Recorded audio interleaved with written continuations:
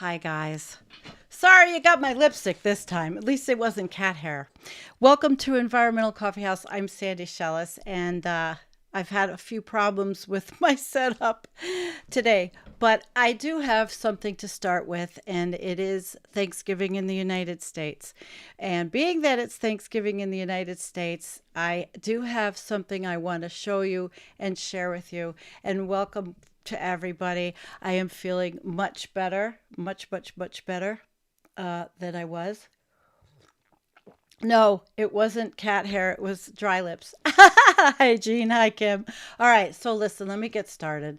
I got to get my shit together, which hasn't been uh, very good, but I do have something I'm going to show you to start for American Thanksgiving. So it's going to be a little notchy today. Okay. So forgive me. All right. Just forgive me and we'll get this going in a second.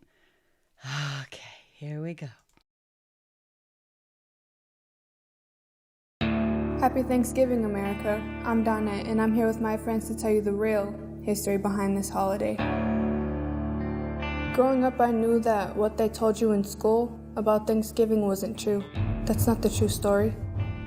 The true story behind Thanksgiving was, after every killing of a whole village, these European settlers celebrated it, and they called it Thanksgiving. But it wasn't until Abraham Lincoln became president that it became an official holiday. He ordered 38 Dakota men to be hung for war crimes. After the sacred holiday Christmas. We take this time to remember our elders who lost their lives due to what really happened.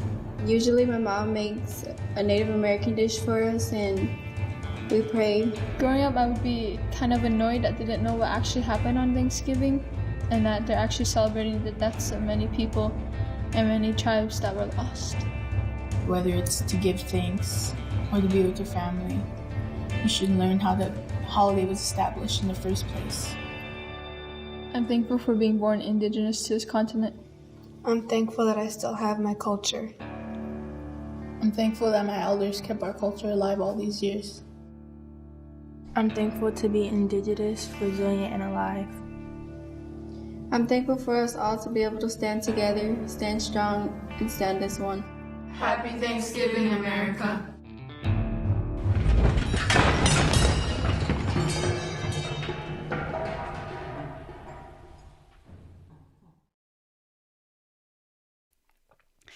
Well, I think that was quite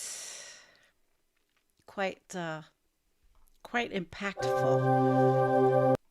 Hang on. I'm just having a lot of trouble today, so forgive me because nothing is where I put it. So as long as you can hear me, I'll get you going. Okay, so as long as you can hear me, you got to forgive me. Things aren't working.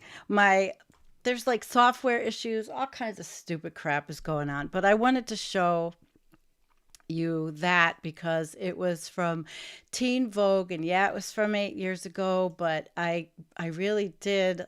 I liked it, and I thought it was very impactful for the kids to tell their truth because I grew up in the country always being told about Christopher Columbus discovering America. And, of course, we never heard about the slaughters and the real stories. So it is a sad story. It really is a sad story. So to say happy Thanksgiving, I like to say, what do we have to be thankful for? And I know we have probably a lot of things to be thankful for. So, there you go. But this is last week in collapse, which is pretty much what happened to me. And my story, if you saw the post I made, and I don't know even who's coming today. I couldn't do the show on Tuesday night because I just wasn't feeling good. I'm still not great, and I did left past 10 last night, which I don't run, so you don't catch me putting lipstick on or getting cat hair out of my nose because I forget to take the overlay down or whatever the frig I do all this shit. Yeah, there's a lot happening, but this week there's some good stuff in last week in collapse. It's it's upsetting stories, you know, they're always upsetting stories. And let me just trying to fix my screens today. Really, seriously, I probably should have just said screw it, but here I am. Here I am with you guys, which is great. So let me get my screens ready. We get them ready. And let me see who's with us and say hi. Jean, thank you for moderating. I hope that you're having a good day. Kim, thank you for moderating. And yeah, hi, Ernie. It's not Thanksgiving in Canada.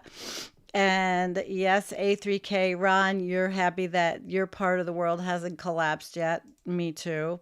I've had I'm collapsing myself, but I'm getting better with the help of modern medicine called antibiotics.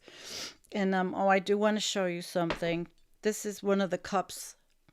I don't know if you probably can't see it because of the green screen, but that's the size of the logo. It's smaller than the last one. Well, anyway, you can't see it with the green screen, so I'll have to put pictures on there.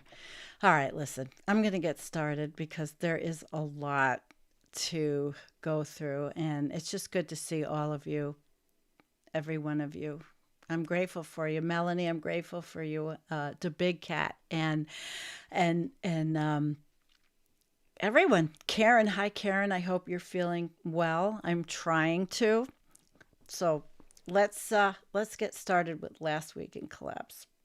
Hang on.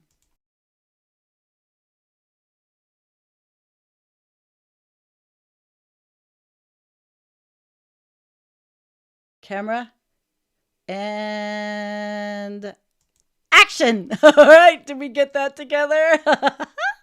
Because like I said, I am just all right. But now we take our deep breaths. Okay, we're going to take our deep breaths. Everybody, let's do this together.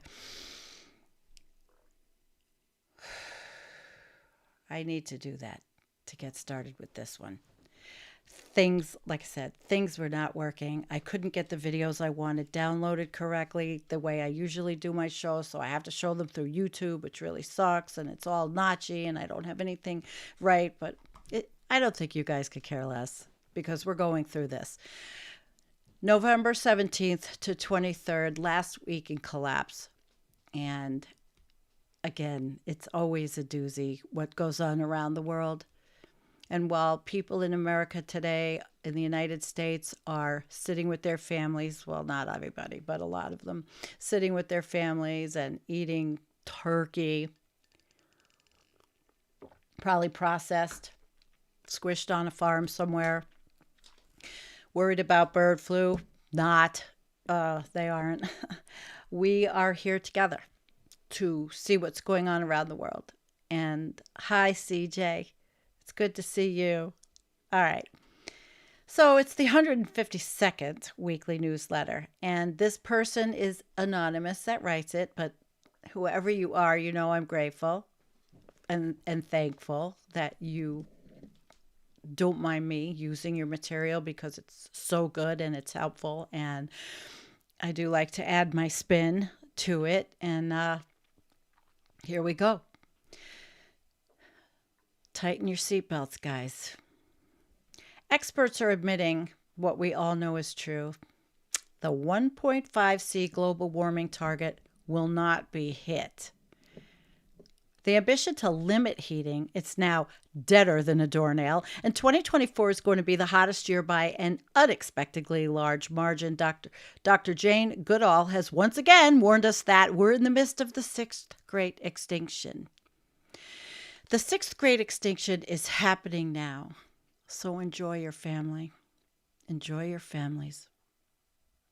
The world has once again turned the other way, and COP29 sputtered to its end with a last-minute soft climate finance pledge to be reached in 2035. Now, I did watch some of it, but we this year did not cover COP. You can see Paul Beckwith covering COP and Nick Breeze, other people, but we did not like we usually do. It just felt hollow. And I did that show on Azerbaijan and I did the expose, which, I get not even 1,000 views, and I put together a really good piece on that country. But Democracy Now, at least they did something 3 days ago, and they only got 21,000 views on that. And Azerbaijan is a genocidal state, so I don't get why people don't care about what goes on in other countries like that. But everybody's so goddamn distracted. Hey, Ian, welcome from Ireland. It's great to see you. All right, so COP29, in the end, I didn't even pull any videos, but I will say they ended with I think it's $300 million climate pledge by 2035, okay? Now, $300 million is a drop in the bucket compared to what the empire spends on war, the empire that I live in, and it's a joke. And the countries, a lot of countries, smaller countries walked out. And India was particularly, like I said, I didn't pull it up, but India, the representative to COP from India was quite articulate in the fact that basically she just said, not acceptable, which a lot of the countries did. And the people that they worked really hard to try to get something done. But when you think about this, and you know that what's happening in the United States with the orange blob on January 20th to take office, do you think that the United States is going to keep a pledge to the UN? Enough said. A look into Oregon's Harney Basin determined that sustainable water pumping rates were surpassed 20 years before declining groundwater levels were generally recognized. According to measurements, the basin's water budget has been declining for about 25 years and hit an all-time low in 2024. Researchers are particularly concerned about unsustainable agricultural practices and their depletion of groundwater. You think? Yet another study examining AMOC concluded that if we achieve 2C warming, this ocean current will be about 33% weaker than it was in the 50s when it began to slowly change. Many previous AMOC projections did not factor in Greenland's ongoing meltwater, which is also impacting the speed of warming in the Atlantic. Jim has great videos on this. Jim Massa, Science Talk with Jim Massa. We've done shows. Rockstrom, all of the big scientists. A lot of people have covered it. We don't have to, but we know. Another study. We know AMOC is in trouble. It may not be one of the main drivers of collapse, but it is definitely one of the drivers of collapse. The Delaware River is at very low levels, and salt water has moved up the river much farther than usual. That's not good. In the Philippines, Typhoon Mani swept across the north, displacing thousands of residents with 4 meters of high water. That's a lot. A research assessment determined that just 1 meter of sea level rise would cause $1 trillion of damage across just the southeast of the U.S. coastline from Virginia to Miami and affect 14 million plus people. But who's looking at these studies? You think they're looking at any of these studies in Mar-a-Lago? A recent article written by a university professor addresses the political challenges to establishing large underwater curtains to slow the melting of Antarctic glaciers. He believes that concerns about sovereignty and security make this geoengineering proposal a non-starter, despite its urgency. In the current climate, with growing international rivalry and great power strategic competition, it would be an extremely unlikely diplomatic achievement to secure the level of international cooperation required for the proposed glacial geoengineering infrastructure. Think about those infrastructures. It's the Antarctic. Think about the United States and just the word geoengineering. You couldn't even call it that if there was going to be any buy-in, because right away the misinformation and disinformation and all of the tinfoil hat people will be crawling out of their little hovels to scream and yell that can't do this, it's the new world order, all this crap. So that's not going to happen.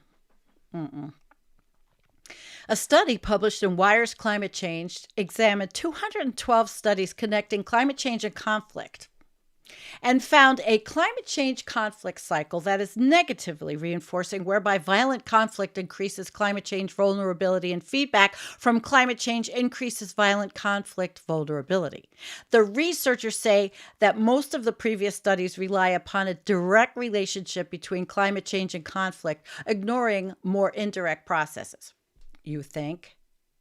I mean, you look at I've even done videos on the effects of war on the environment. What do you think is happening in the West Bank, in Gaza, in Ukraine, in Sudan?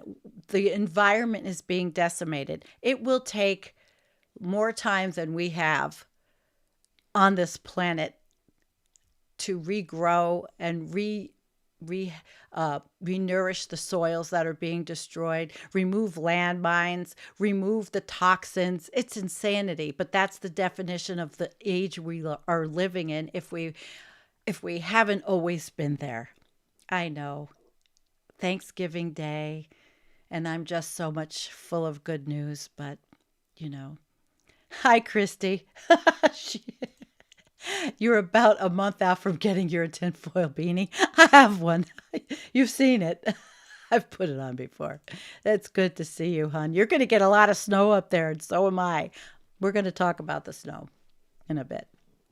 So the IPCC defines climate change as long-term alterations in temperatures and weather patterns. Climate change is not synonymous with climate variability, which is defined as the way that climate variables such as precip and temperature differ from an average.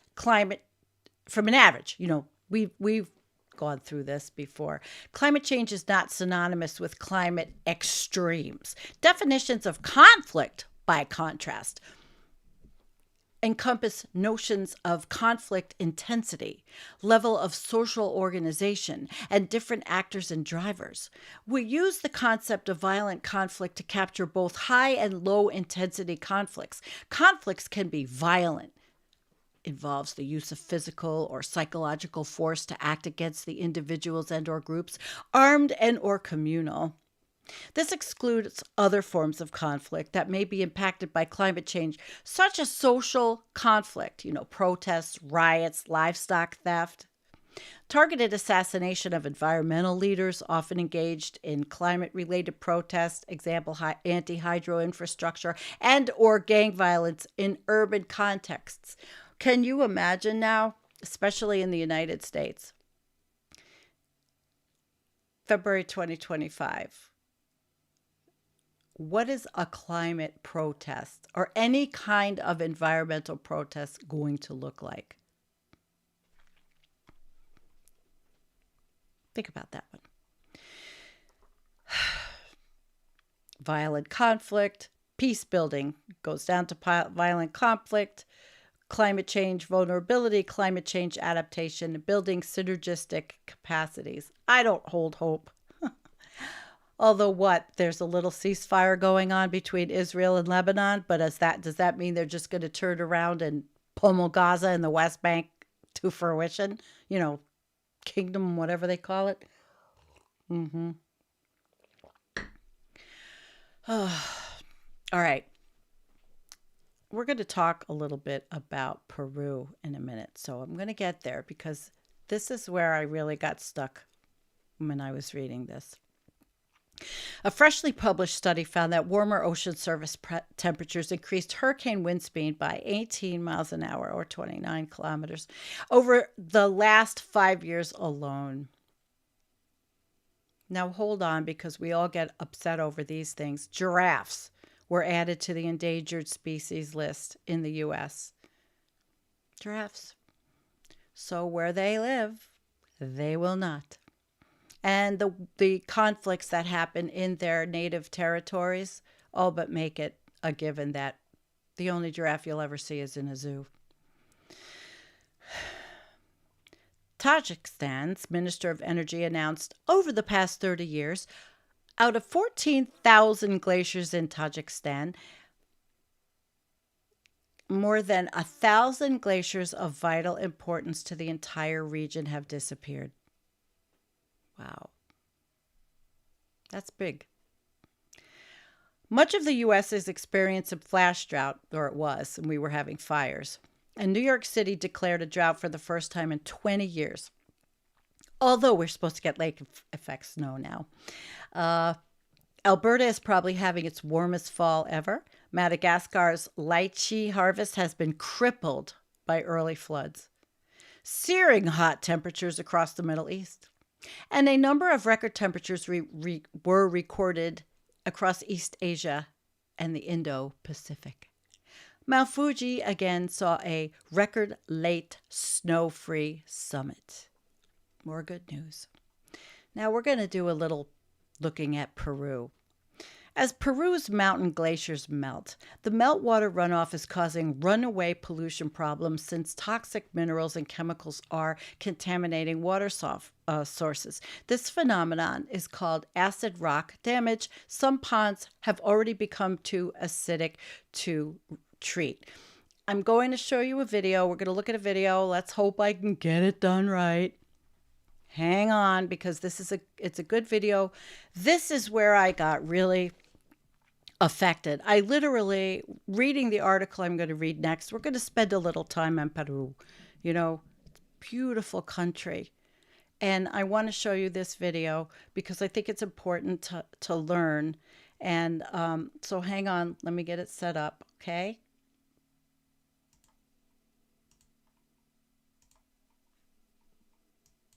Okay, here we go.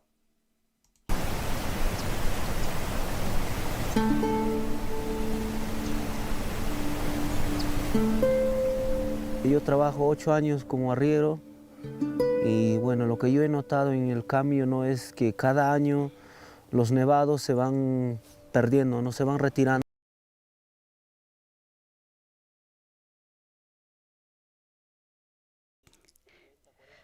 Hang on a second. It's not playing. Leave it to me today to have these goddamn problems with this shit. I'm getting really pissed off. Okay, we're going to do this one more time. I'm going to start it over. Oh, I wish I had set it up the way I usually do. I've got to turn myself off. Yeah, I did not take any time setting this up correctly, so hang on. All right, just a second. Here we go.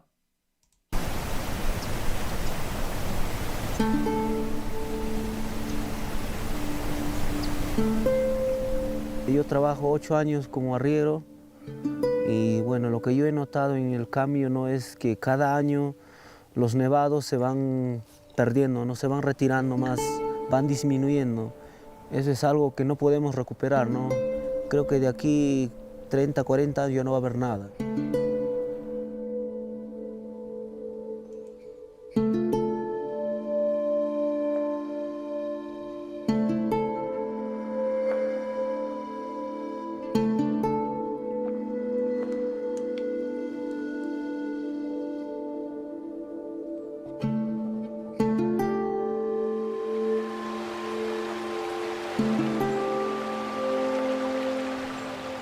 Más antes nosotros, o sea, mi abuelo me cuenta, ¿no? En estos valles que nosotros tenemos ahora, la gente criaba, se dedicaba más a la ganadería y la agricultura, pero ahora ya no vemos eso, ya no vemos muchos animales, porque ya los pastos, todo ya no es igual, ya los pastos se han revigido y por la lluvia también, ¿no? La lluvia ya entra muy tarde. Por eso ahora mi comunidad ha optado por criar don't know if you limitado can ya see cada the persona con 5 o 6 burritos y English. menos vacas, menos ovejas y bueno, adecuarnos a nuestra vida actual, ¿no? Si usted se fija en este mapa, usted va a poder ver una delimitación roja, ¿no? Que básicamente nos muestra hasta dónde llegaba el sistema Huascarán. Este es el sistema Huascarán en el 62. En 54 años la Cordillera Blanca ha perdido un promedio de 38% de cobertura glaciar. A nivel del Perú tenemos una pérdida del 53%. Entonces estamos hablando de la mitad, mucho más de la mitad. Y seguimos con una tendencia agresiva de pérdida sobre estos recursos que todavía no sabemos cómo gestionarlos.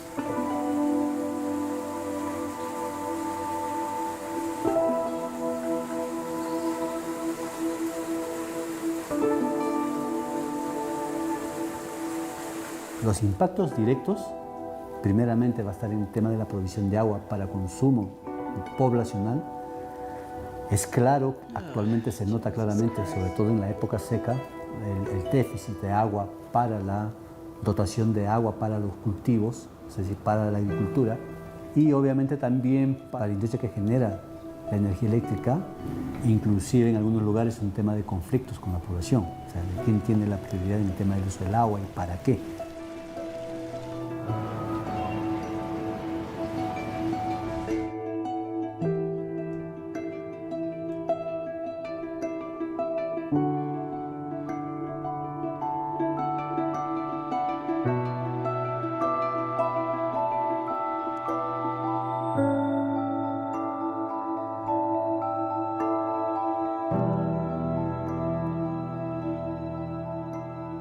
Más adelante no sé qué va a ser de nuestra existencia porque este es el fuente de vida para nosotros, lo que vivimos aquí en la sierra, ¿no? Así, para la generación, no sé, va a ser un problema muy grande eso, es que este recurso se va a agotar.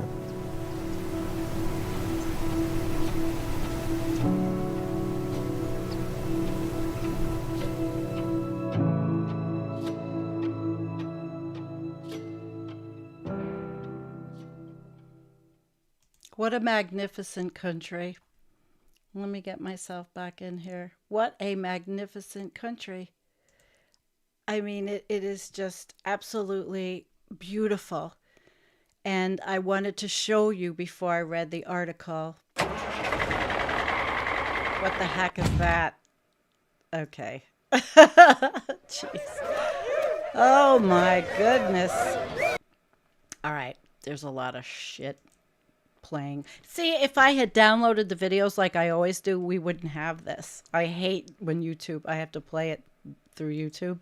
Can't stand it. But the program I have, the little thing, it wasn't working to download them. All right. So this is really, is this the article? Jesus Christ. Yeah, this is the article. It's got beautiful pictures. Let's hope it doesn't paywall me out because it didn't earlier. Where glaciers melt. Now, this is really good. And this is, I started crying as I was reading. I did. Where glaciers melt, the rivers run red. And I really wanted to spend some time on this. Dionysia Moreno, a 70-year-old indigenous farmer, still remembers when Chalep River, nearly 13,000 feet up in the Cordillera Blanca, brought crystal clear water brimming with trout to her village, Janku. People and animals alike could drink the water without suffering, she said. Now the water is red. No one can drink it. At a glance, the river looks like a casualty of mining pollution.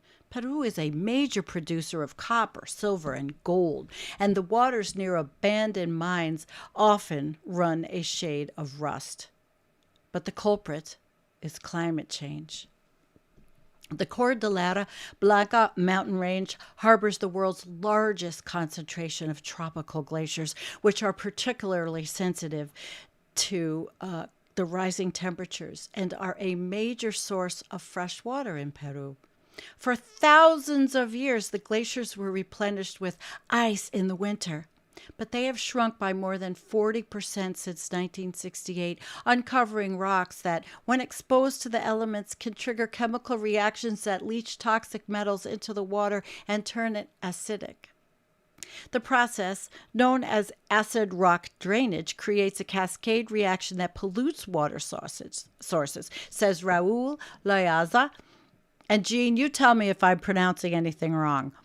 Raul Loyaza, a biologist at Peru's Sayentano Heredia University who researches water quality in the Andes. It's a big problem and it's getting worse. But look at the pictures. I started looking at these and I swear I don't want to cry now. But they moved me. They really did. This is Dionysia, and she's washing her food with water from mountain canals. Look how beautiful it is. Hang on. I was so upset reading this. Glacier retreat has exposed rocks that turn the waters vital to indigenous communities acidic and toxic. I have to get myself together. I really don't know why this particularly made me so messed up. This is what happened to me when I was reading this yesterday, it was yesterday. I just got so upset for these people. It might be everything else, but let's do this. Okay, I'll get my shit together. I'm sorry. Alipia Cruz and her children, Jason 9 and Ruth 11, draw water from their well in the Kakapaki village for consumption, Miss Cruz said. The spring water now tastes sour, and members of her family suffer from stomach aches. Emilio Mendez, 46, sits by the Quilque River, which has been polluted by acid rock drainage. His village, Pakishka, once kept a small fish farm there, but the project was abandoned as the water turned acidic. The fish died with the water. Deglaciation above Lake Shallop, the headwaters of the Shallop River, has exposed more than 380 acres of Chicama Formation, which is rich in pyrite and iron sulfate. As meltwater trickles across the rocks, the pyrite transforms into iron hydroxide and sulfuric acid, a corrosive chemical that releases heavy metals from the rock into the meltwater, Dr. Leosa said. Pure water has a natural pH of 7.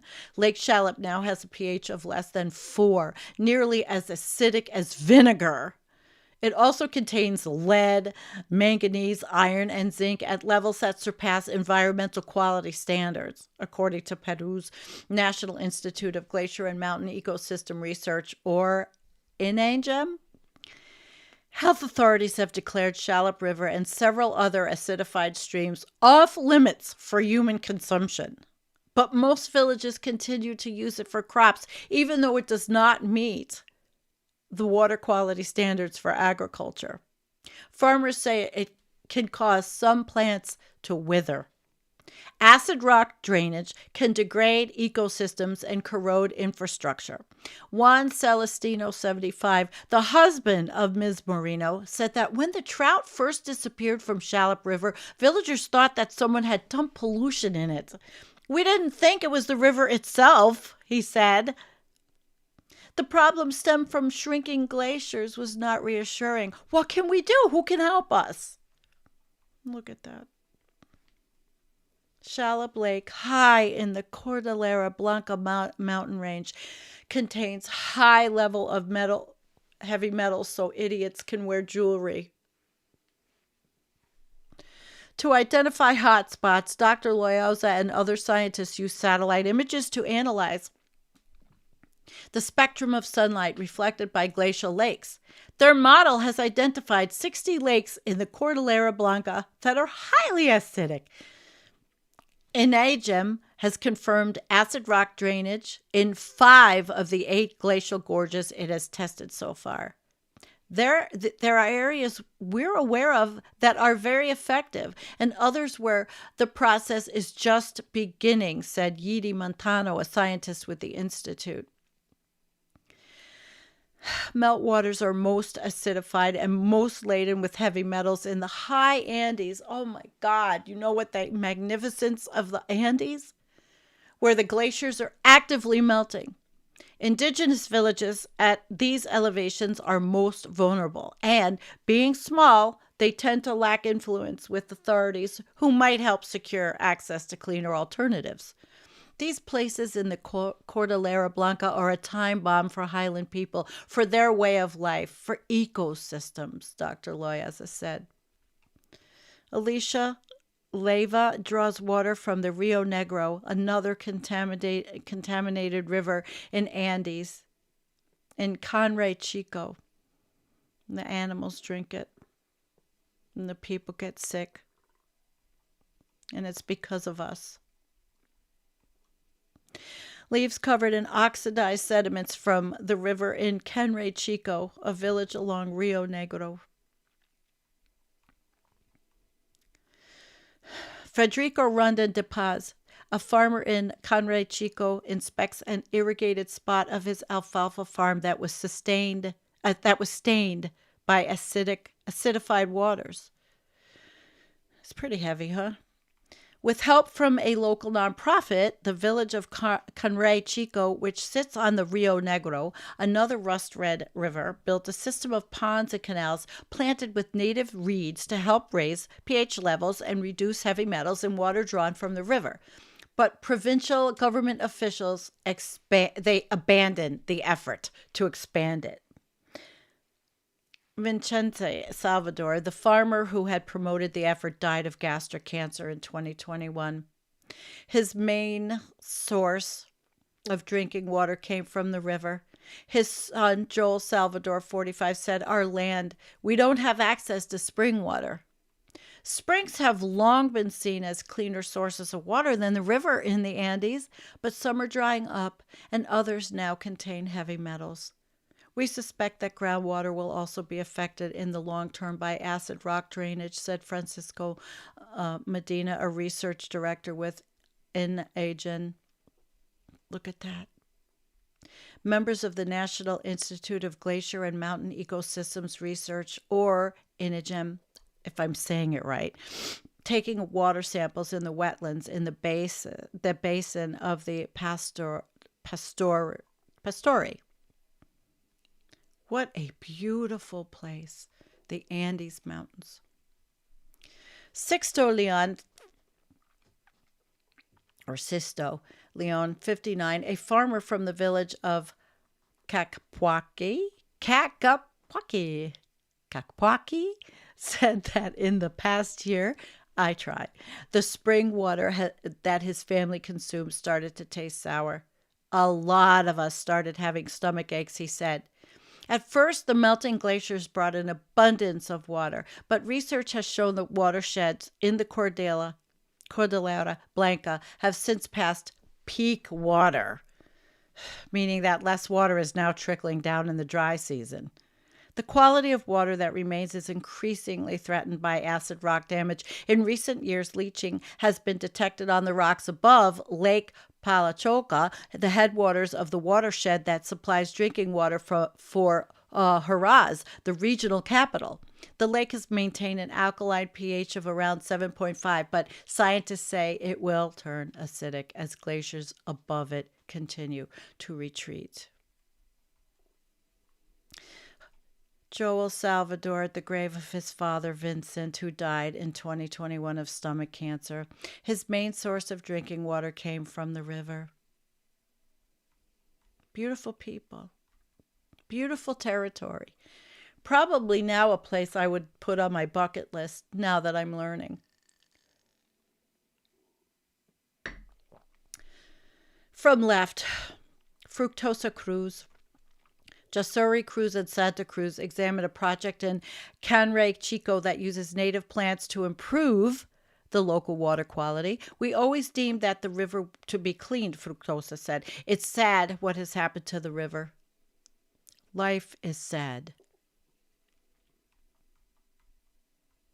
an overhead view of the bioremediation project. And you know, it's not like we could just say, okay, well, let's send them water purifying systems. You know, let's get them a Brita. The two other watersheds that flow into the city were already turning acidic. EPS Chauvin, the utility company that provides water for Juarez, stopped drawing on one of them in 2006 after manganese, a metal that can be toxic to the nervous system, was detected. But with water in shorter supply, the company plans to build a 10 million treatment plant to process acidified waters with heavy metals. Okay, we'll have to do...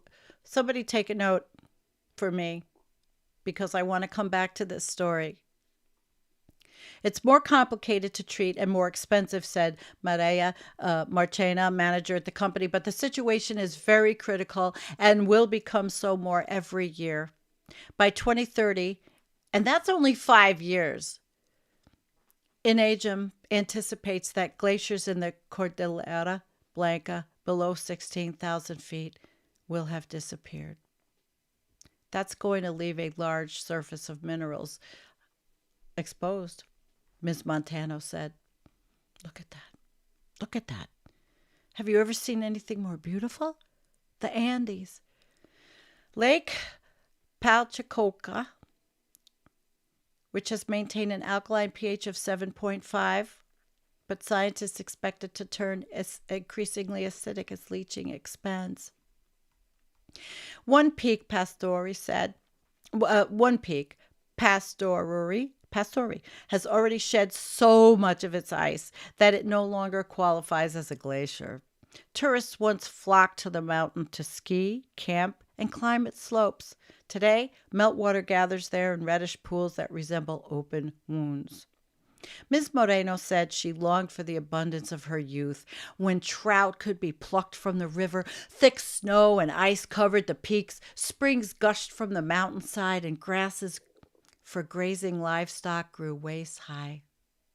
Sometimes, she said, she thinks that the evangelical Christians who have spoken to her about the end of the world may be right.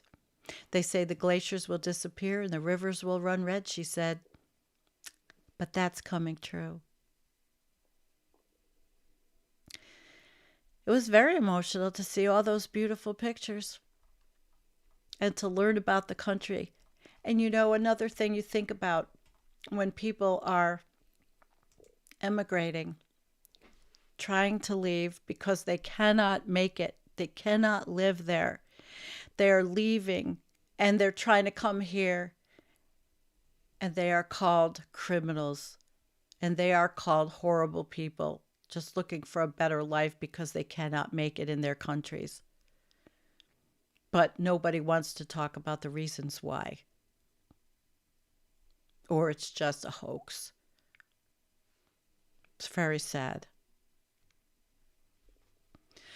Okay, time for another deep breath. Thank you. Now we move to my area. Lake Erie set a new surface temperature for this time of year, 57.1, which is 14C. Lake Michigan, meanwhile, was 53.5, also a record, and several Fahrenheit degrees warmer than usual. Lake Ontario also set a new heat for mid-November, and I want to show you a little video that's going on here. Let's see if I can make it work. I'll try. Hi, I'm 7 weather meteorologist Josh Nichols with this week's edition of Josh's Weather Academy. Well, it's that time of year again, that time when you hear me talk about lake effect. So what are the mechanics that go into the workings of the lake effect machine? It won't be long before scenes like this one play out again in western New York. Lakes Erie and Ontario go from being our friends in summer to being foes to many, often producing plumes of heavy homegrown snow.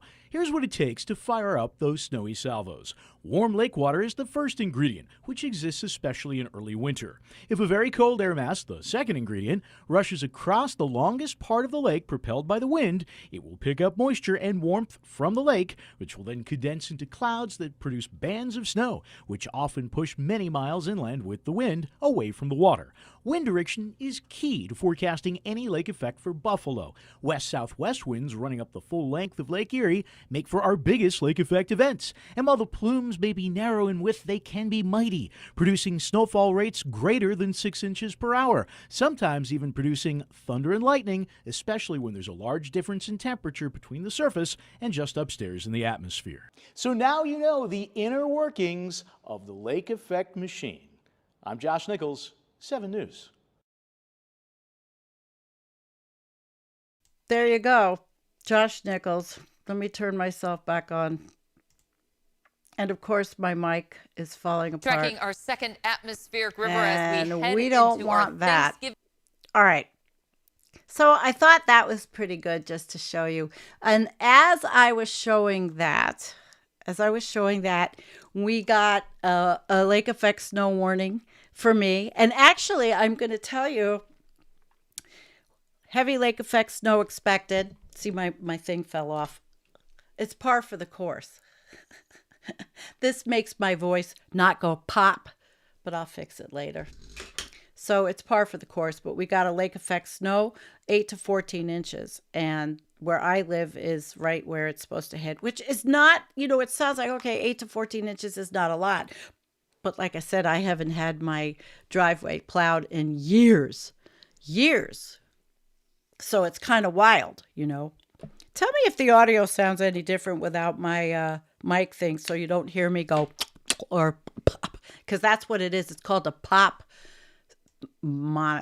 thing. It stops you from having pop noise. All right. So that's where I live, and we're supposed to get that snow for the next few days, actually, and that's the reason why I'm here, and I didn't go to see my kid, which I wasn't feeling good enough. If I can't even run my show properly, you think I'm going to drive all the way up to Buffalo? Screw that. So now again, we're going to get snow, and it's going to be for many days, and it's going to be, thankfully I have enough stuff here. I've got enough firewood for now on the deck. I just actually opened a can of green beans I canned in 2001 from my garden, and I'm making a teriyaki green bean casserole, and I'm making butternut squash soup from my garden. What video's frozen? I'm not frozen. I don't want to use a lot of my stuff until I really need it, but I'm doing it today because, hey, I fucking grew it. I grew it, and I'm using it, so there you go. Okay, let's move on. The euro hit a 2-year low against the U.S. dollar last week. Iraqi oil is reaching record export levels. Imagine that. Bolivia's economy is set to crater hard. Some analysts are again warning about high-risk securities. People and governments across the world are bracing themselves for a U.S.-China trade war early next year. Try to imagine what that would look like. I got to turn, okay, sweating to death in here. Try to imagine that. Try to imagine a lot of things. Not long after Pakistan recorded all-time highs on the expanded air quality index, Delhi's air pollution levels maxed out at 1,500. Levels of healthy-ish air ranging from 0 to 99, and masks are recommended at 150 to 300. We talked about that in my last week in Collapse, how awful this is. Maybe you understand why India is so angry.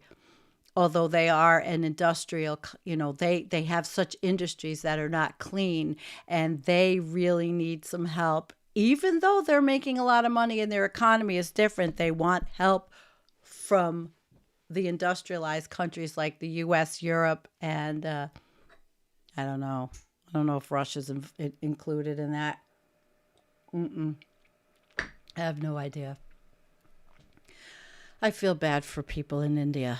that live in those cities. Can you imagine living in a city where you can't see down the block and it's not smoke from a wildfire, it's from pollution from the industries so that they can make stuff for clueless morons in the United States? Call centers are not their only industry. So researchers are looking into the connections between long COVID's fatigue and post-viral fatigue, an affliction which has been recognized for decades. A study in the Annals of Neurology found that younger and middle-aged adults in their prime, tend to experience worse neurological symptoms than seniors. Meanwhile, another organization has settled on a definition for long COVID, an infection-associated chronic condition that occurs after COVID-19 infection and is present for at least 3 months as a continuous relapsing and remitting or progressive disease state that affects one or more organ systems. You know, I thought about long COVID, but I don't have long COVID because I had these flares of Sjogren's disease before COVID. Maybe it made it worse, and that's why I got sick now, because I was trying to use a medicine that might help me, but I'm done.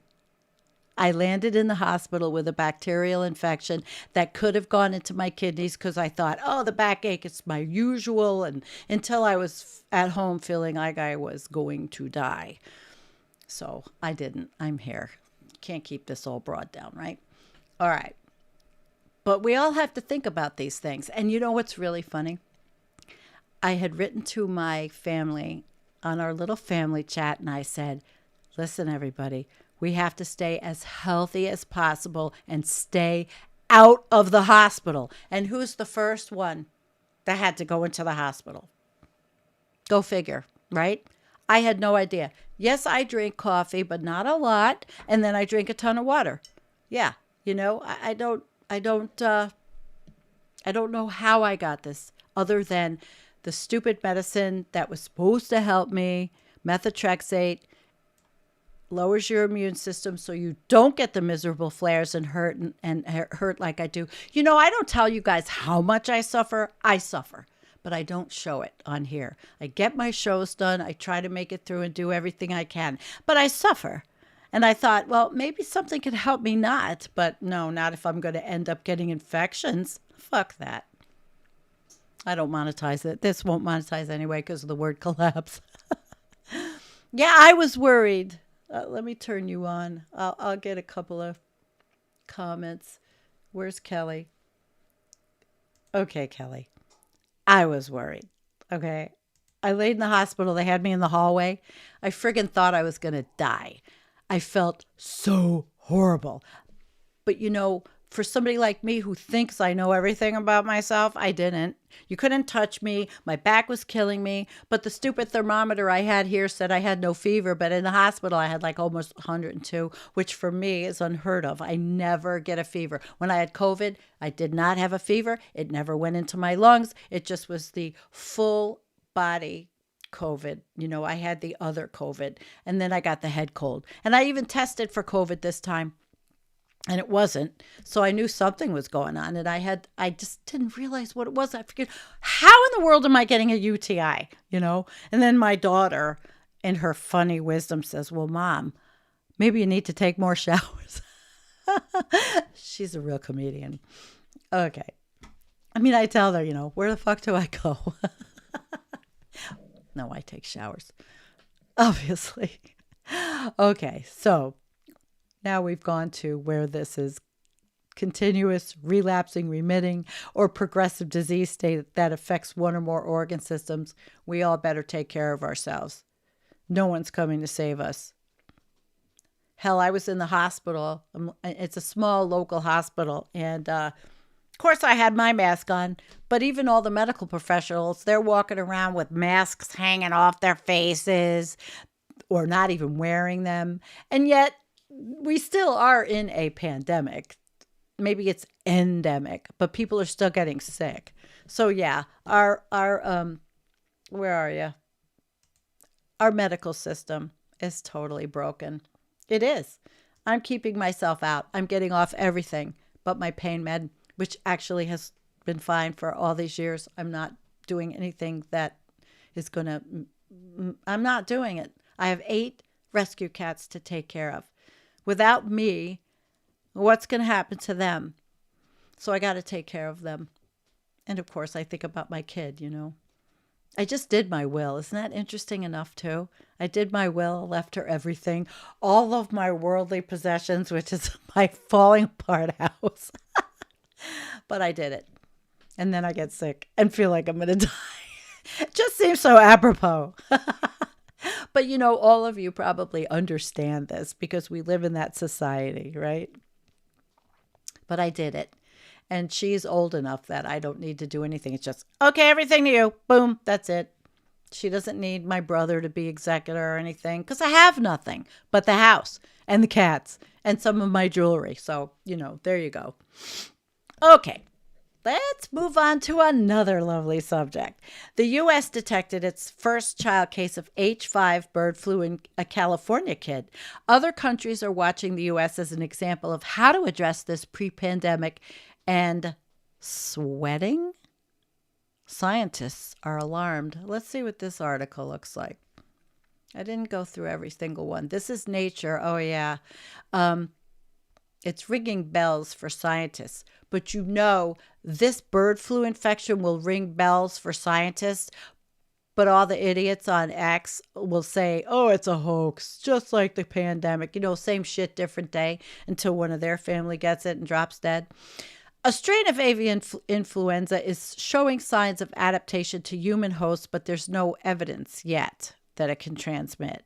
All right, so let's not jump the gun. And I'm not going to go through this whole thing, but it is interesting and the shit's out there. So if you want to read it, and I'm being so professional, but it's out there, okay? It's out there. Let's just all be careful. My neighbor across the street, right across the street, has a farm. They've got cows.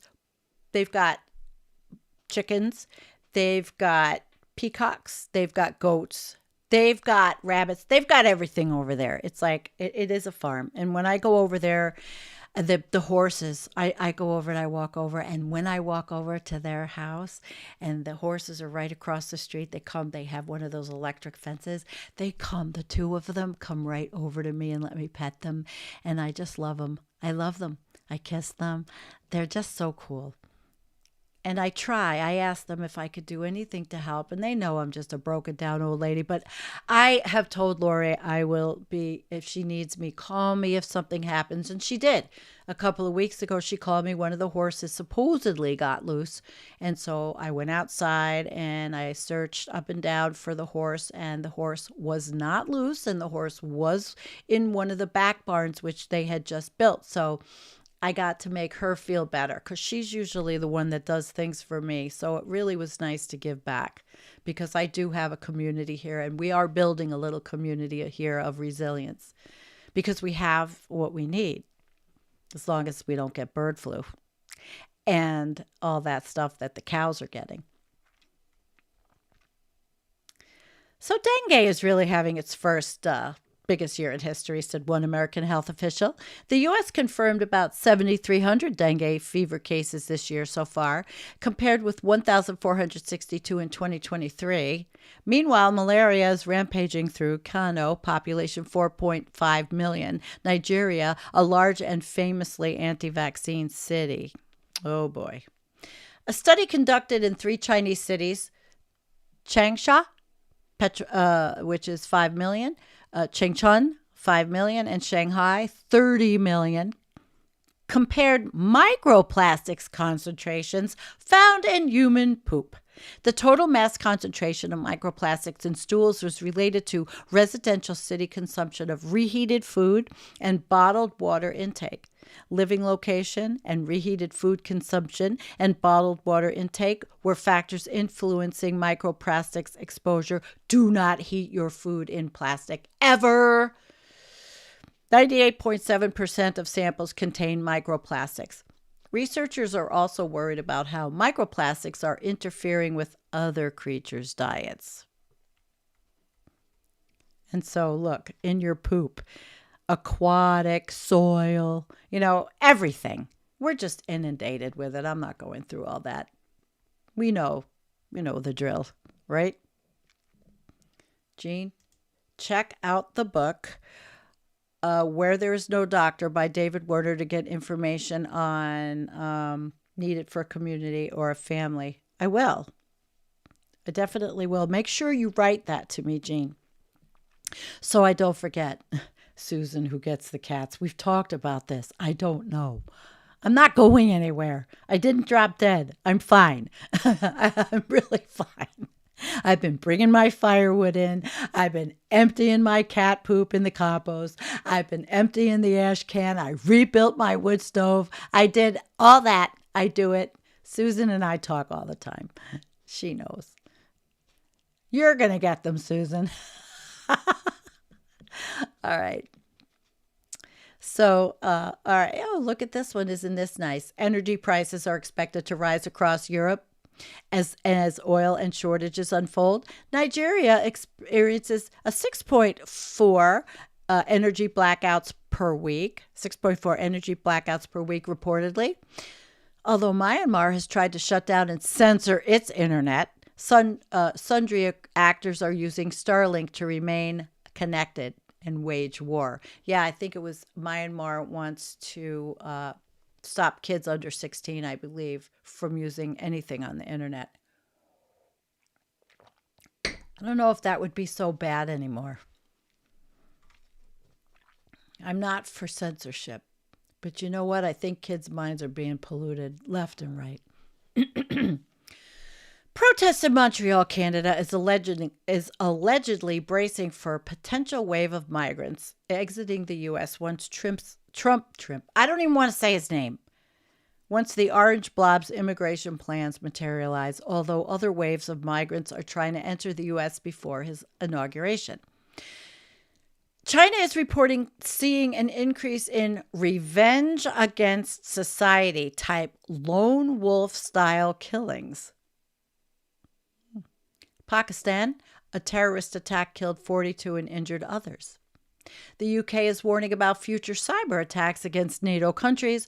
According to an annual report, the number of casualties from landmines rose about 1,000 compared with last year. So let's just be the United States and send landmines over to Ukraine. Yeah, let's do that. And I'm not going through all this. Some 20,000 have fled Port-au-Prince, metro population 2.6 million, Haiti, in just 4 days in an attempt to escape from escalating gang warfare and a politically confused government, and that country breaks my heart. Local residents teamed up with police to defend their neighborhood in a Haitian gang battle last week, which supposedly claimed the lives of 28 gang soldiers.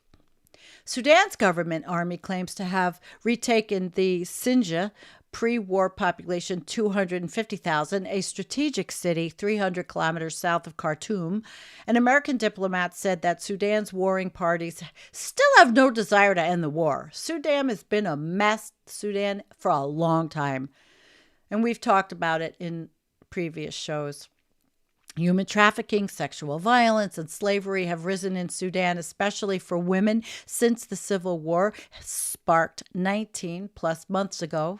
It's always the women that suffer and the mothers that suffer when they lose their sons. In South Sudan, famine is projected to worsen through the first half of 2025. Algeria is growing concerned about Tuareg rebels from Mali starting operations in Algeria. And food insecurity. Just lovely.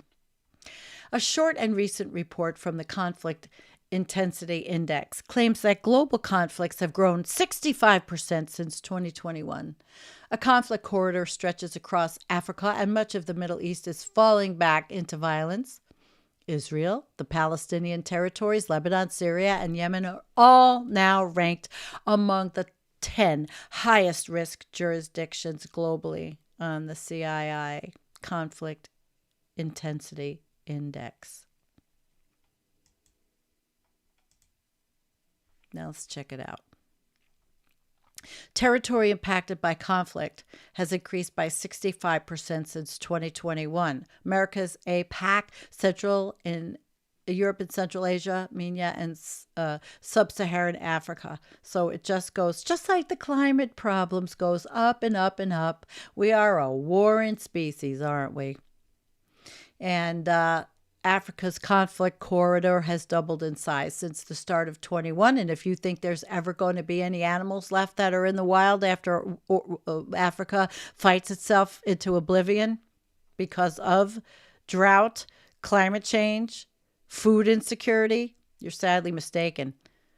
Territory, machismo.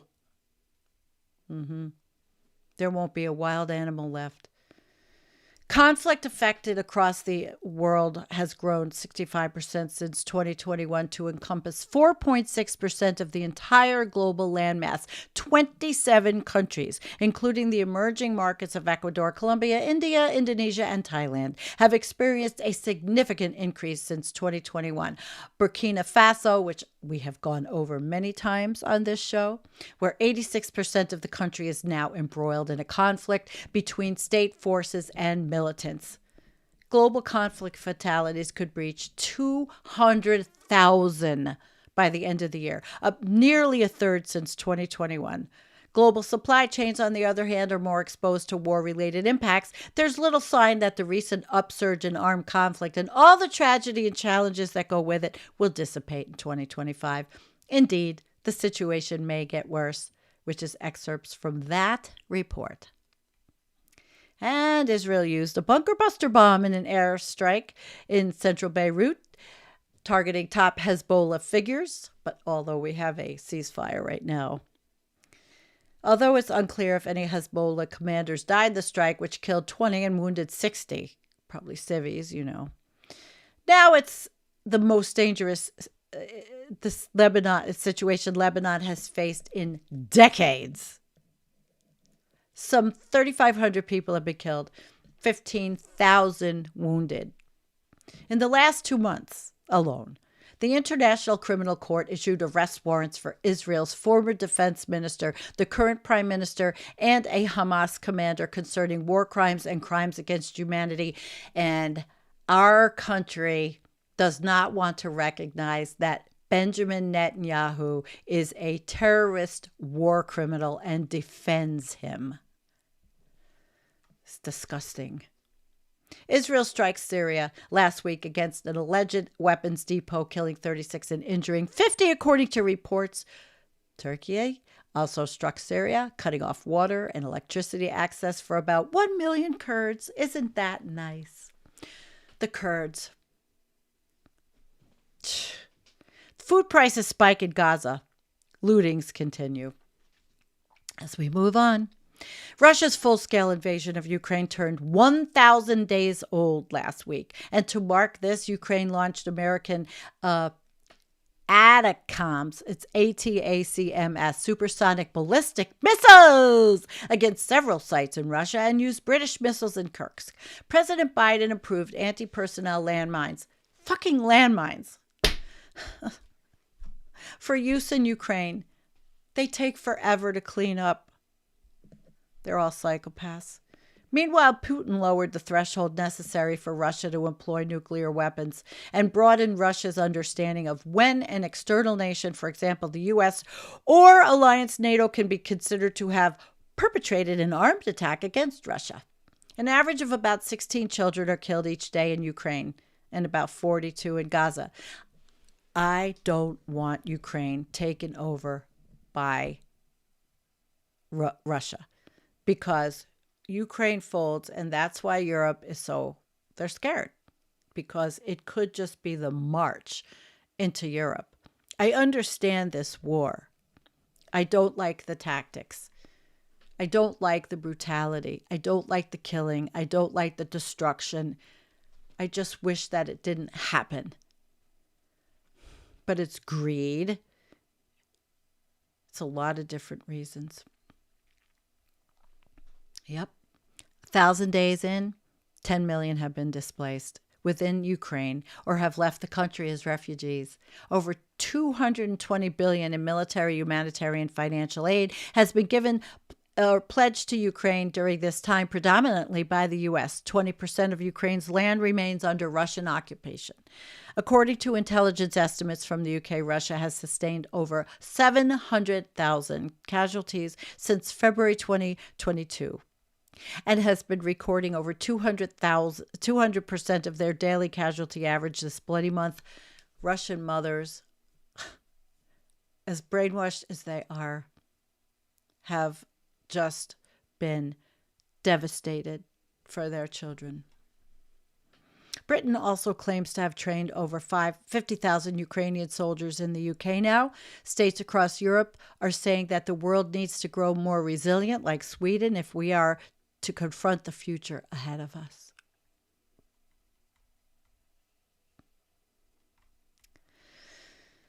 Lovely. Can you imagine if we put all that money towards solving the problems of our climate and overshoot? That's just hopium. 2 submarine cables were cut in the Baltic Sea in an act of Russian hybrid warfare. Details are emerging, claiming that in exchange for some 10,900 plus North Korean troops in Ukraine, Russia supplied Pyongyang with advanced anti-aircraft missile weapons and perhaps sanctioned oil. The war drags on across the country, a stress without end for those living at the risk of terror attacks and drone and missile strikes. Russia is increasingly conscripting Ukrainians trapped in occupied territories to die on their front lines. Some wise voices are stating that the West is in a broad war against Russia. Both sides pledge to remain committed to victory, whatever that looks like, at any cost. So there's a lot of losses, but I'm not going there. I'm just not. So we find ourselves in quite a conundrum in the world, and I do like doing this because it's a really important news roundup. It's not just collapse. It really is a world news roundup that you're not hearing the same way. Certainly not on American media. No, I call American media clueless moron media. There was this long self-post. It's long, though. I'm going to go into it really quick, but I'm not going to read it. I'll put the link in the show notes because I did not read the whole thing. It's from Reddit, and it is from Reddit Collapse, and it will be, how will it end in fire? But like I said, it's long. I'll take a vote. Would you guys like me to read this? I did not read the whole thing. So we would be reading it together. Or should we chat? I'm waiting. Read it or chat. Put read or chat. Read or chat. What do you think? Can't be that much of a lag. I thought I fixed that one thing. I mean, it's good, but we could try it. Do we have anywhere to go? Oh, chat. Okay, we got one chat. Orange Man, LOL. All right. Oh, read, chat. Read, chat. Come on, give me some more. All right, sure, read. Okay, I'm going to read it. Fuck it. Now that the Orange Man, because I'm not using his name either. I'm calling him either the Orange Blob or the Orange Man. We're not saying his name. Now that the Orange Man has won a second term and the masks have all been discarded, revealing the true face of leadership, I have to continue wondering what the end game is here. People saying that Project 2025, the thing many of us, a tinfoil hat persuasion, wrote off as too absurd to be actually a real thing, is indeed a real thing and the plan all along. But what's the point? We know by now that the whole point of right-wing conservatism on the rise across the globe is ultimately about money. It's about vacuuming up the last scraps of wealth to funnel to the top and make a small number of already obscenely wealthy people even more so. And then what? Fiat currency only has value because we all agree it has value. Take away all our money And we, the unwashed, according to my daughter, masses, will just find something else to trade. But then 2025 reveals something far more sinister. I'm sure we've all heard by now that the billionaires building bunkers to survive the coming collapse. And I made a video on that called Bunker Babies. I think it was 2 years ago already. What's quite telling is Douglas Rushkoff's recounting of a meeting of a bunch of tech billionaires to talk about futurism, but all they actually wanted to discuss was how they could personally survive a coming apocalypse. It's not just the bunkers. The billionaires realize they cannot survive alone. Even fortresses can be overwhelmed by masses and time. So they need some kind of security staff. And how do you keep them loyal when rule of law no longer exists? What's there to stop your staff from turning on you when everything breaks down? The point seems to be to revive feudalism under technology. When everything collapses, those of us with some useful skills will be herded up, collared, and put to work for our lords with the glimmer of being fed and housed. That seems to explain why no government anywhere in the world is doing anything significant about climate change. They're focused on their own survivalism. Excuse me. Hang on.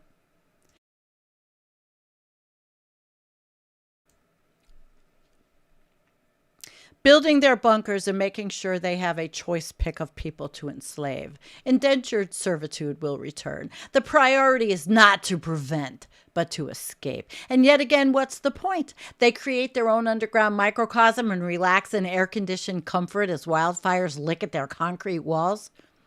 As the air outside becomes toxic, as people fleeing the inhospitable landscape hammer on their blast doors and shock-collared guards with rifles shed tears as they have no choice but to fire into the crowd. They might have a few months. Then the power goes out. It's too hot for even the renewables to work. They might have backup generators, but even with huge fuel supplies, that only buys them a couple of more months. Then their air conditioners fail. The food begins to spoil. They're reduced to long-term rations. The security guards rise up against their inhumane lord and are put to death. Now the king is alone in his castle. Alone in his castle. Nobody to share the rations with, so they'll last longer. The air is thick and it's hard to breathe, but they're still kicking. A few more years and the rations are depleted. Then what? All the fertile land has been burned and charred. Crops are long extinct from heat and disease, and there's nobody to work the fields anyway. They're either all have died in the migration and unrest or were worked to death by their lords. Drinkable water is a distant memory. The ocean's polluted and filled with plastic and rotting carcasses. The biosphere is irreparably damaged, with a few hardy plants of no nutritional value surviving on wind fertilization, pollinating insects being extinct, and cattle long dead. The sun beats down mercilessly as the concrete walls themselves become too hot to touch. They can't hold out to the heat forever. The billionaires all exit their bunkers to view the smoldering ashes of the planet that birthed them, and they contributed to destroying in the name of made-up numbers. They're emperors of a lifeless wasteland. They outlived all the peasants. That was their dream. And now they are last to die in the ruins of the planet.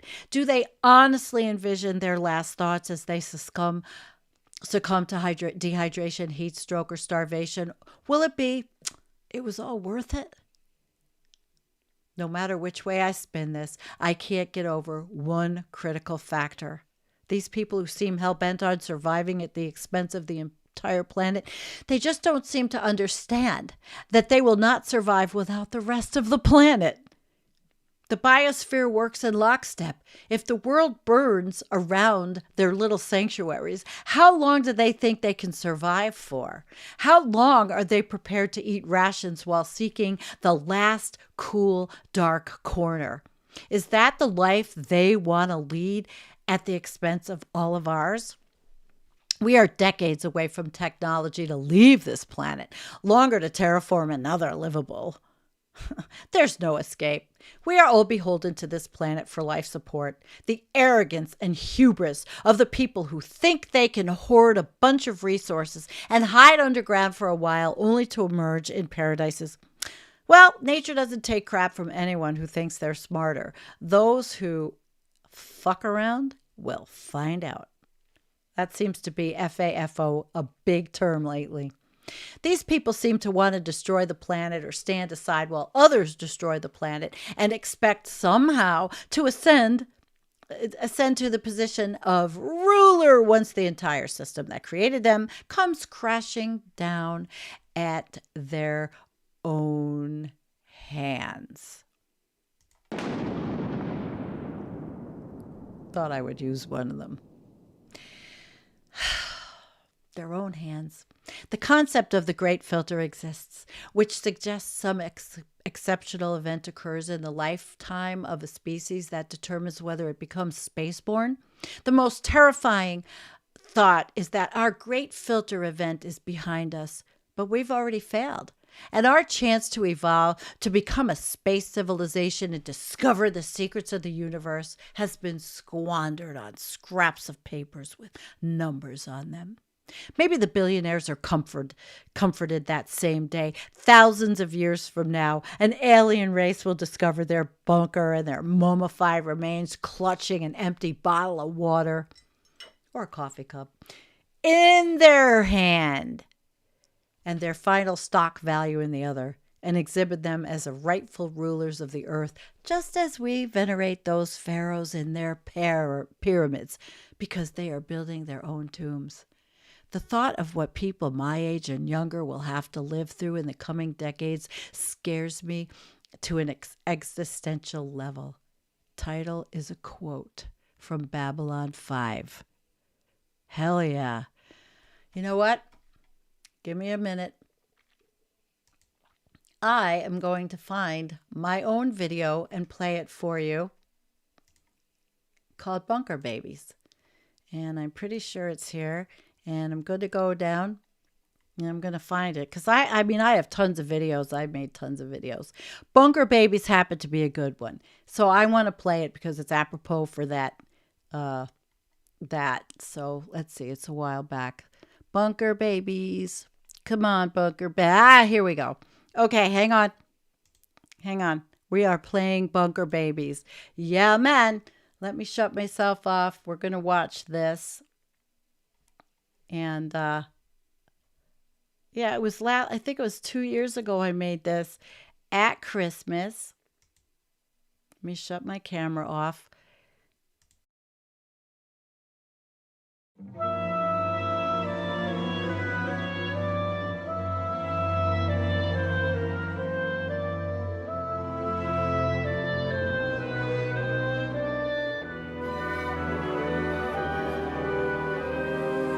I'm not wasting any dreams this Christmas.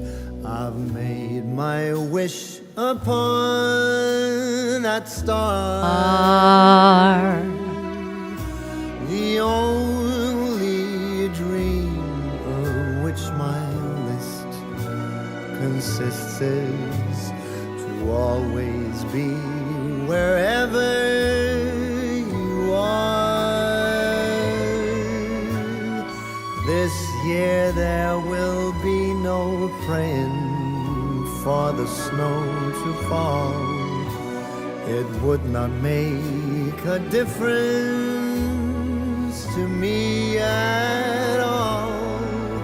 No, I'm not wasting any dreams this Christmas. I've made my wish and it came true.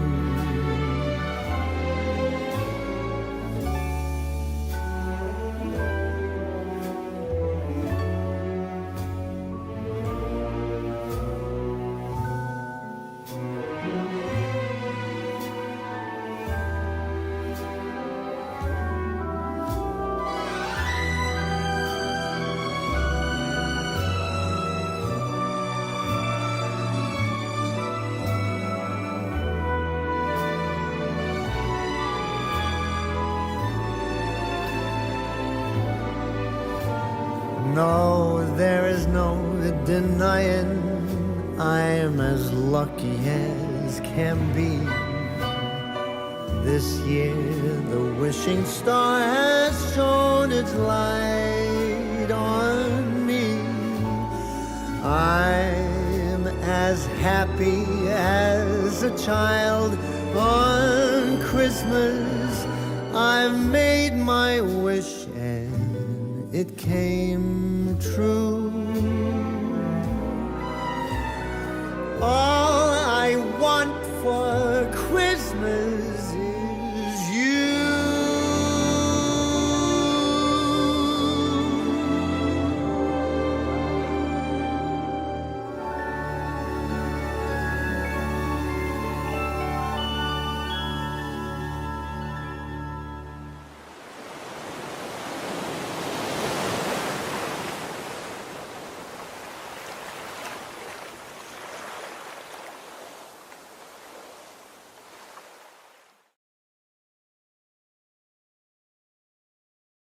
That was good. Okay. All right, back.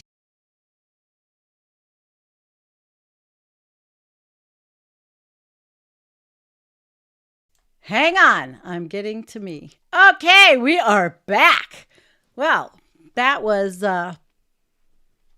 my Bunker Babies video from a couple years ago.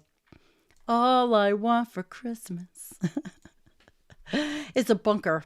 So let's look at what you guys are talking about, since I don't care about time. I'm not hurting yet. And I've had a little coffee. So, here we go. I'm actually done. You can get these cups, but you can't see it. I'm commercialized. All right. So let's see, guys. Let me say thank you for the super chats first. Holy shit, Dwayne. God damn. Thankful for Sandy having the balls to tell it like it is. Hope I'm feeling better and my kitties are good today. Well, they're good. I'm a little warm. I'm a little weird, but I'm on the antibiotics, Keyflex, kicking the shit out of the bacterial infection. So, like I said, I didn't die. Thank you. That goes a long way for cat food and litter. As you know, I have this lovely bunch of kitties I rescued a new one. And an actual cloud. Are you still here? An actual cloud to say, let me see. Okay, at, and, oh, you are. Okay, thank you. Thanks to EC. Whoop, I got to get that. Thanks to EC for all she does and all of the great community here. Thank you. That's our day. Today is actually the day to be thankful. Thankful that we are here because of the settler colonials, even though I don't know where my people were, I do know that I had family on my mom's side that fought in the Civil War, so I suppose they were colonialists too. I don't know. It's hard to know all the history. All right, guys. Let's see. Tommyist. There is no way to survive the coming artificial life apocalypse without leaving the planet. I'm not leaving my property. My kid inherits it. If she keeps it, she can bury me with the cats in the backyard where I grow my weed and bury the cats. She can put me right back there. She won't. She'll sell it. Okay. I know I'm so macabre. I'm so dark. I am dark. What the hell? I am dark. Philip! One of my great-grandfathers was a Hanford downwinder and died of cancer from being downwind of the nuclear monkey business. I'm sorry. Kim, do you remember the show I did on Hanford? Probably back in 2018, because Kim has been with me that long. That was a very upsetting show. I did not realize the infant mortality and the infant illness rates in that area until I did that show. Probably I should do an update on that show. Kim was with me. I mean, Kim's been with me since the beginning. Yes, she has. All right, let me look for some more. Hi, Carrie. I'm pretty sure I'll make it to heaven, but not sure I'll be an angel. Oh, what are we going to flush today, guys? Let me ask you. I know there's a little lag, and I've been trying to fix that. I think I fixed it. It's called latency, but I don't know if every live stream I have to change the latency, and I didn't do anything this one. Obviously, you saw. I couldn't even download my freaking videos, so I had to be notchy and use YouTube, which sucks.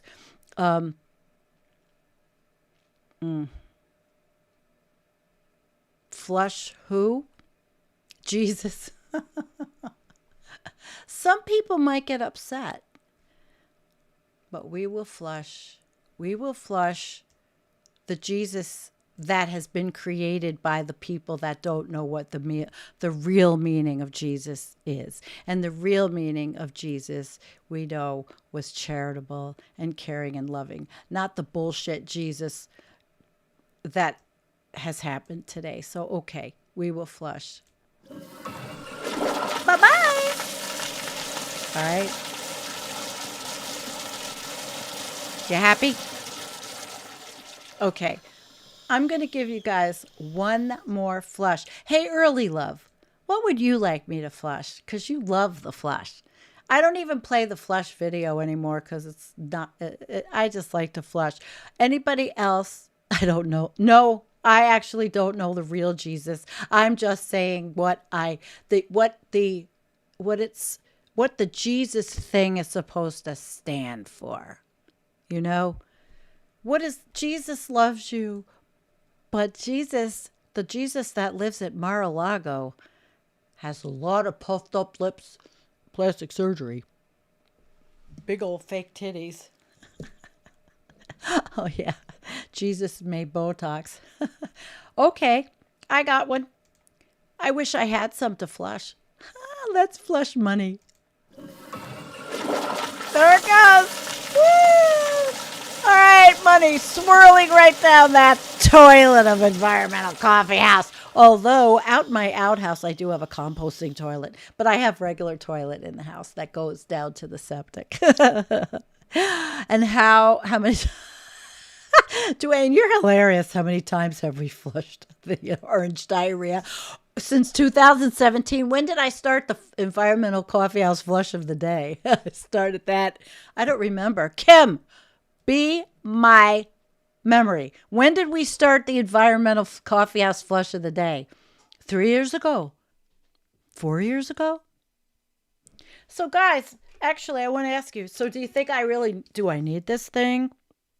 I'll put it back on. It just fell off. It's more mechanical shit. I probably do sound better without it. I mean, with it, though. I didn't do a lot of popping today, right? Yeah. No. Yeah. That's your dream. Ah, that's a good dream. It's a good dream. I wish we could have the money-free society that Jacques Fresco dreamed about.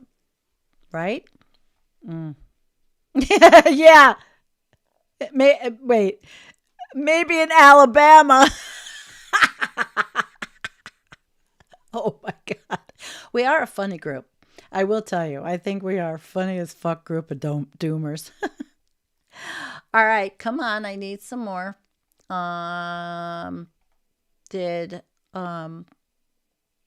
Stop flushing? I live downstream. All right, wait. I have to find. Okay.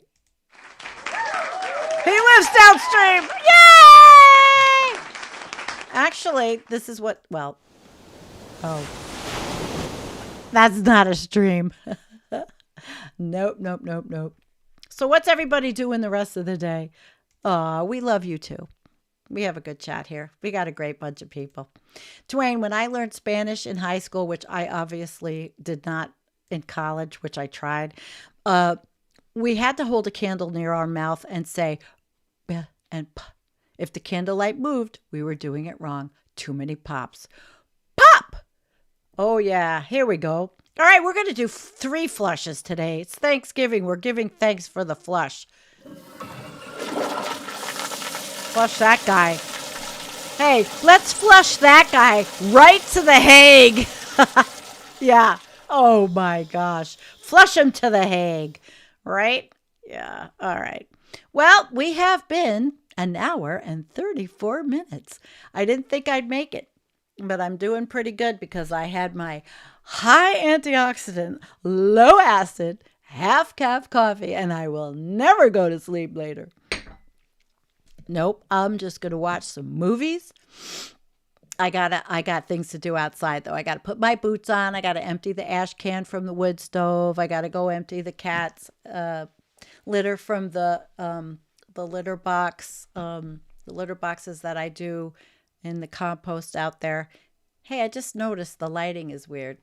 If you don't mind, give me a minute to play with. I want to play with something on my. All right, wait. I need another. No, not that one. There's so many. Not that one. There's all kinds of stuff to play. Here we go. My fade level. Whoa. Okay. I had never fixed it before the show. The fade level is kind of iffy with your green screen. But I really like the green screen for this show because it's apropos. You know, the asteroid.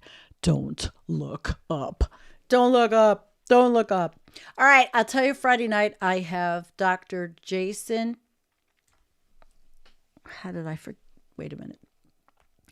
Jason Moore from Binghamton University, and he's coming on to talk about Marxism, which he teaches. We're going to learn all about communism and Marxism from Jason. I did a video. I actually did a show on Jason, which I will put up somewhere so that you guys will know who he is. I did a whole show on him, and he's controversial, but he's very nice.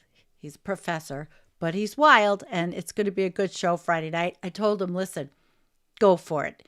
Just, like usual with my line of questioning, it's not that intense. It's really their show because, like, you guys hear me ad nauseum. It's not about me. It's about them. Like Bernie says, not me, us. Well, it's us, but it's really about them.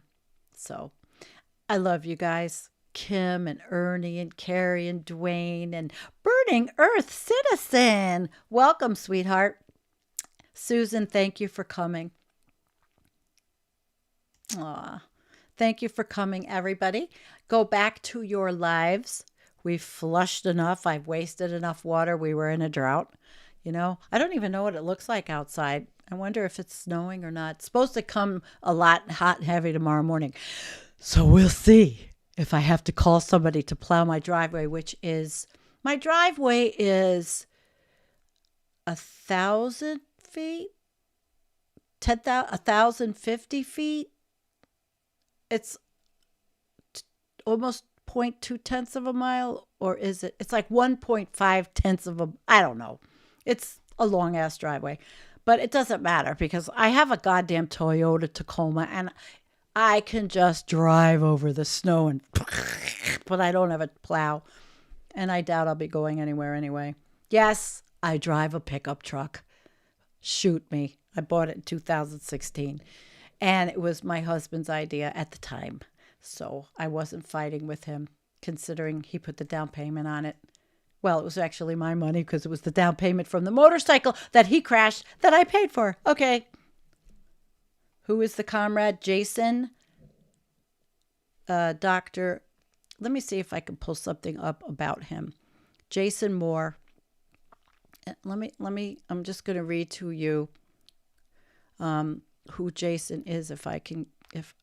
World historian, geographer, world ecologist, internationalist, Binghamton University, jasonmoore.com.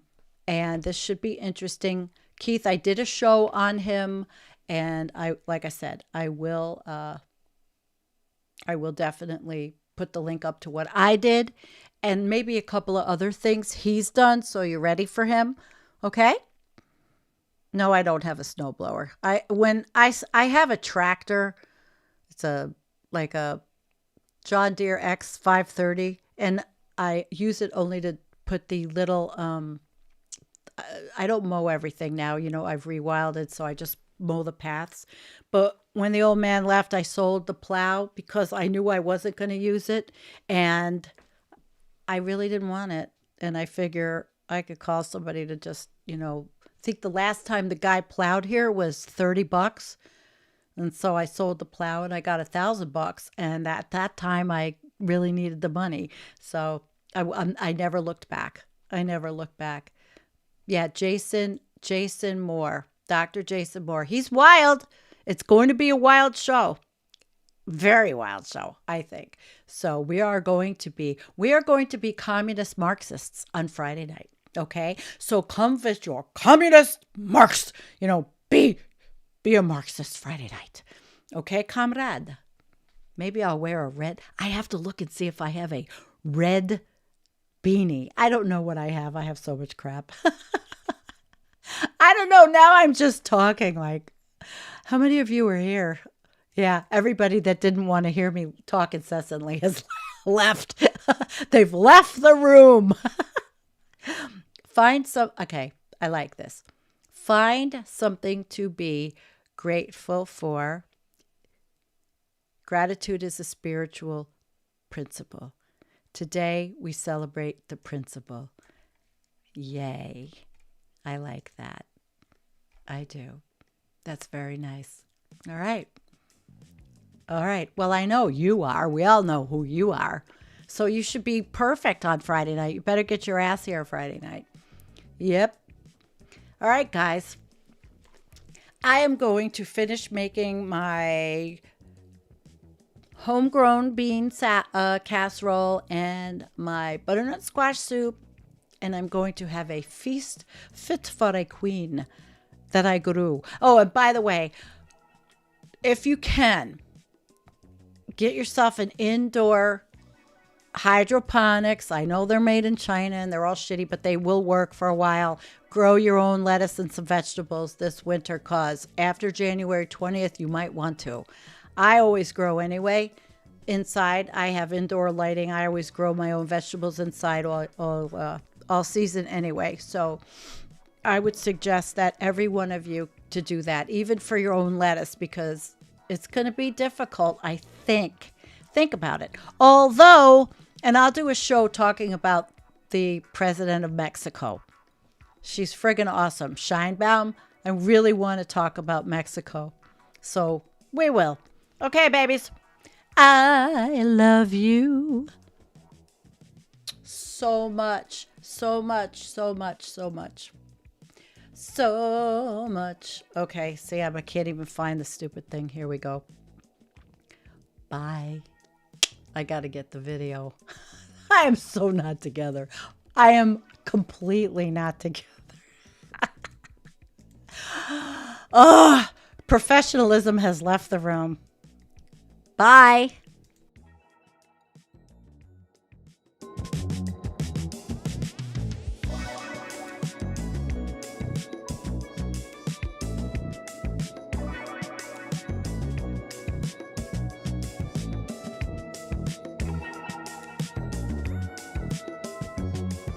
I don't know. I have to look.